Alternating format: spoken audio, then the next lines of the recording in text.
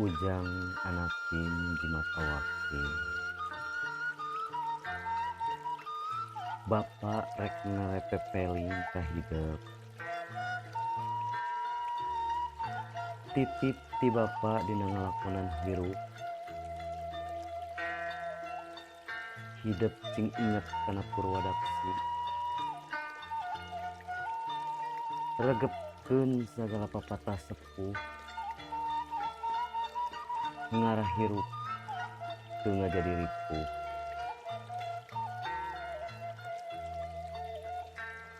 Hidep kudu bisa ngariksa kana rasa. Tong salah maca jeung ngagunakeun raga. Omat suku ulah salengkah-lengkahna. Leungeun ulah sacabak-cabakna. Biwir ulah saucap-ucapna. Panon ulah sapenjo-penjona. Ragapkeun dina kahirupan nu alus. Ngarah hirup ngajadi mulus. Hidep cing sumanget dina nyanghareupan hirup. Jauhkeun rasa salempang jeung kahariwang. Lamun kaayaan ripuh tong ngeuh. Keur kaayaan sangsara tong putus asa. Sabab Allah keur nguji hidep sangkan kuat.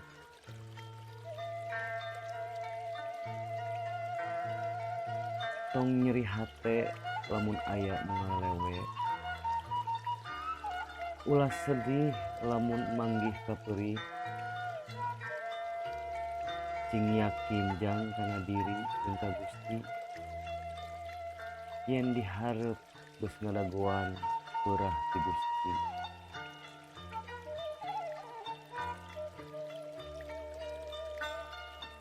Ujang anakin jimat awakin. Kudu daek napakuran kana diri. Sangkan hirup jadi ngarti. Pinuh ku kaharti jeung ati-ati.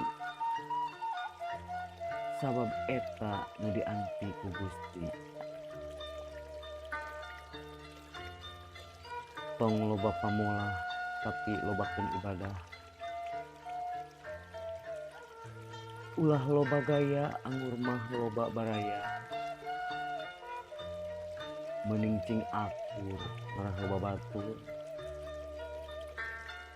Komo dibarengan ku rasa syukur.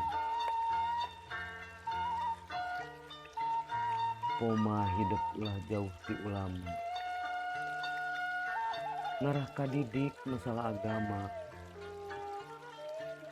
Tong tebih ti kiai. Ngarah loba pangarti. Pikeun ngajalanan hirup anu dipikarudo ku Gusti. Ujang anaking jimat awakin. Geura panggihkeun diri hidep nu sajati. Sabab eta jalan keur manggihan Gusti. Lobakeun diajar ngaji diri. Riksa raga ku cara make rasa. Ngarah panggih jeung boga hidep. Hidep kudu bisa nahan nafsu. Anu ngabalukarkeun kadungsang-dungsang. Riksa rasa. Atur tutur. Tong ngajadikeun rahleut kana malah batur. Hidep kudu bisa silih asah, silih asih, silih asuh jeung kepada jalma.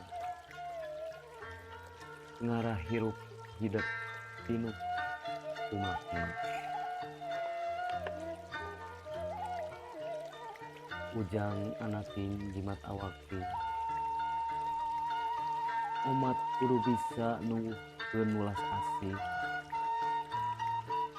tong ningali ieu saha itu saha da kabeh sarua makhluk Allah rek ka manusia rek ka sato boh katutumuhan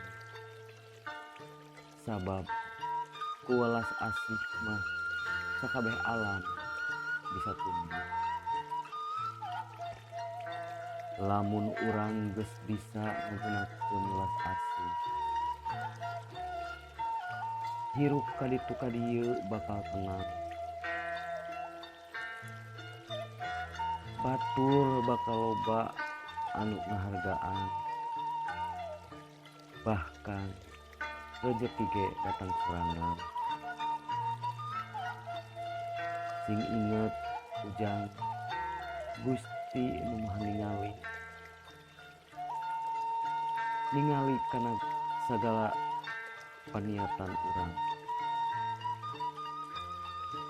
teu kudu hayang digembor-gembor teu kudu hayang diawor-awor cukup sorangan anu apal jeung Gusti